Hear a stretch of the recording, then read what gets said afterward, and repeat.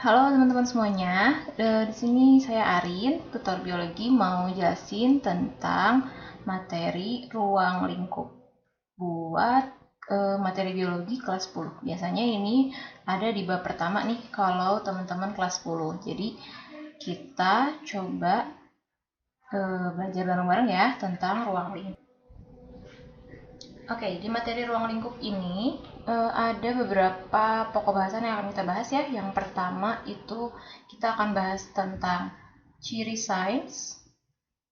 Kemudian untuk materi kedua kita akan bahas tentang metode ilmiah. Nah, ini sering banget dijadiin soal nih ya, metode ilmiah. Kemudian kita juga akan bahas tentang tingkatan organisasi kehidupan di biologi. Dan yang terakhir kita akan bahas tentang cabang-cabang biologi. Jadi ada 4 pokok bahasan ya yang akan kita bahas hari ini. Oke, yang pertama kita bahas tentang ciri sains. Ciri sains itu maksudnya gimana sih suatu ilmu bisa dianggap sebagai sains, karena kan biologi di sini kita anggapnya sains ya. Nah, ternyata dia punya 6 ciri-ciri kenapa bisa disebut sebagai sains. Nah, ini kira-kira ada 6 ciri-ciri sains. Yang pertama itu ada konkret.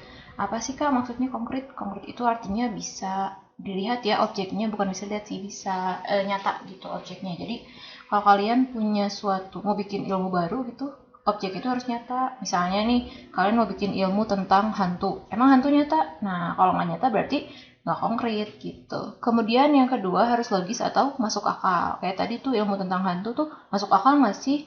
Kalau enggak ya berarti sebaiknya nggak usah dilanjutkan tuh ya pembuatan ilmu tentang hantunya. Kemudian ada objektif. Objektif itu maksudnya tidak berpihak. Jadi nggak boleh tuh suatu ilmu jadi ngaco hanya karena kita berpihak pada suatu sisi. Misalnya ada suatu benda yang warnanya putih tapi kita sebut pink karena kita sukanya pink gitu ya, itu nggak boleh. Kemudian yang keempat itu ada universal. Universal itu maksudnya dia harus berlaku di seluruh dunia. Misalnya suhu air mendidih di suhu 100 derajat itu di Indonesia maupun dimanapun itu harus sama. Nah, itu berarti dia bersifat universal. Kemudian yang kelima itu ada sistematik, artinya dia harus punya urutan yang jelas, nggak boleh ngaco atau loncat-loncat gitu ya sisi suatu urutannya. Kemudian empiris itu artinya dia bisa dibuktikan baik secara keilmuan maupun dilihat langsung gitu ya. Jadi bisa dibuktikan dengan tepat. Nah, keenamnya ini kalau kalian suka lupa-lupa aja nih, ngapainnya gimana ya Kak? Boleh kita pakai ini ya, nih depannya aja nih, close gitu, biar kalian gampang ngingetnya. Kira-kira kayak gitu. Oke, nah yang selanjutnya kita akan belajar tentang apa sih metode ilmiah. Metode ilmiah ini adalah metode yang digunakan para ahli untuk menemukan suatu membuktikan suatu pertanyaan ilmiah atau membuktikan suatu hipotesis gitu ya kira-kira. Nah, metode ini juga dipakai oleh para mahasiswa untuk membuat skripsi, untuk membuat tesis atau disertasi. Teman-teman juga bisa nyoba kalau misalnya nanti disuruh sama gurunya untuk bikin suatu percobaan kayak gitu misalnya ya. Nah, ada 5 langkah kira-kira yang harus dilakukan untuk membuat metode ilmiah ini. Yang pertama adalah merumuskan masalah. Masalah itu harus dibuat gitu ya kalau di sini di metode ilmiah. Kan selama ini kita kayak malas gitu ya ketemu masalah. Justru kalau metode ilmiah itu justru kita harus nyari masalah nih. Masalahnya apa? Apa yang ingin kita ketahui gitu ya. Nah, masalah ini harus kita buat dalam bentuk pertanyaan. Nanti akan dibahas lebih lanjut pertanyaannya seperti apa. Kemudian yang kedua, ada observasi. Observasi itu artinya di sini kita harus mengobservasi apa saja sih yang harus kita ketahui dari pertanyaan. Ini bisa juga disebut seperti mencari dasar teori bisa, atau juga studi pustaka gitu ya. Jadi kita di sini boleh mencari dasar-dasar teori yang berlaku. Kemudian kita juga bisa melihat jurnal-jurnal yang sudah ada untuk melihat apa saja sih yang harus kita ketahui gitu. Kemudian yang ketiga, hipotesis. Hipotesis itu semacam dugaan sementara atau jawaban sementara dari pertanyaan yang kita rumuskan tadi ya. Nah, ini dugaannya ini nggak boleh ngaco ya, jadi kita harus berdasar kepada si studi pustaka yang kita lakukan tadi di observasi gitu. Jadi ini kita sebut saja dia sebagai dugaan sementara. Kemudian yang keempat, eksperimen. Nah, eksperimen ini pasti udah tahu lah ya apa. Ini fungsinya adalah sebagai percobaan untuk mencari tahu apakah si hipotesis kita itu benar atau salah. Dan kita akan mencoba menjawab pertanyaan dari rumusan masalah yang tadi kita buat. Nah, lalu yang terakhir, kalau semua langkah sudah selesai, nah kita ada kesimpulan. Kesimpulan ini akan merangkum semua pertanyaan, kemudian dugaan dan hasil dari percobaan menjadi sebuah jawaban dari pertanyaan itu tadi gitu. Jadi ini adalah jawaban dari rumusan masalah. Nah, kemudian ini juga akan menjawab apakah hipotesis yang kita buat diterima atau ditolak gitu kira-kira. Nah, kita bahas lebih lanjut ya. Oke, yang pertama ini ada rumusan masalah nih. Tadi kan aku udah janji nih ya mau ngejelasin.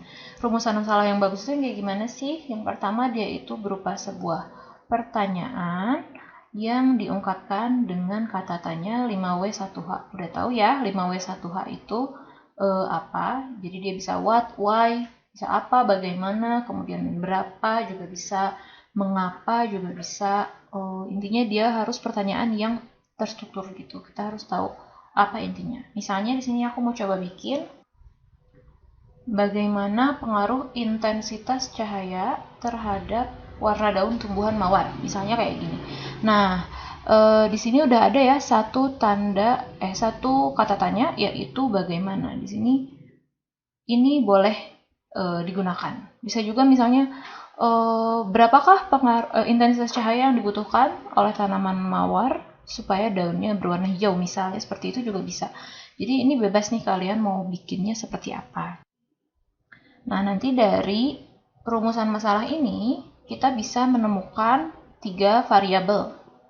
2 sih sebenarnya ya yang akan kelihatan dari sini. Yang pertama itu ada ini nih. Intensitas cahaya.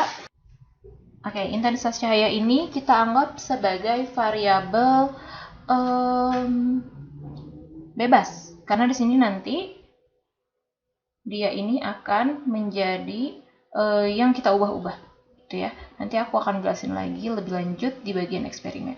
Kemudian kita juga menemukan di sini ada warna daun tumbuhan mawar. Nah, warna daun tumbuhan mawar ini adalah sebagai variabel terikat, karena nanti dia yang akan berubah atau dipengaruhi oleh si variabel bebas.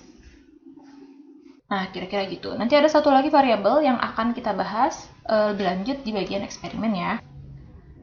Lanjut, sekarang kita ke observasi.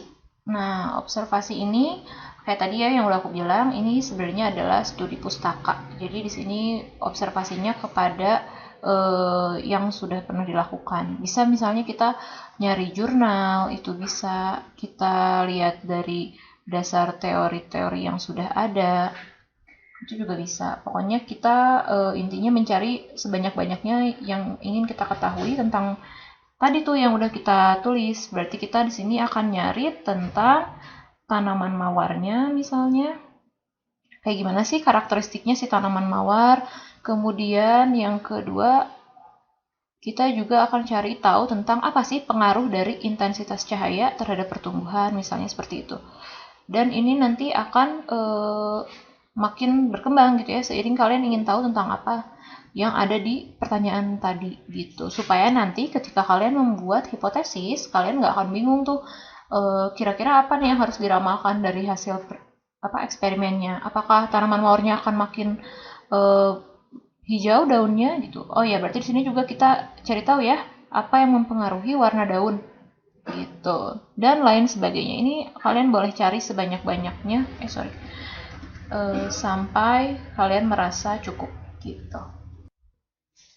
Nah, yang ketiga ada hipotesis. Kalau hipotesis di sini kayak tadi aku bilang, kalian bikin jawaban sementara dari pertanyaan yang kita sudah rumuskan tadi.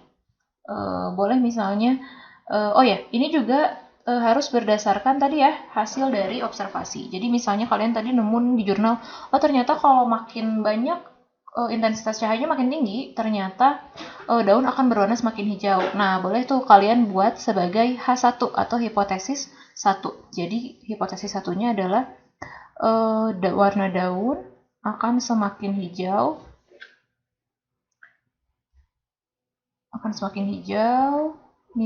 jika diberi intensitas cahaya yang tinggi, misalnya kayak gitu.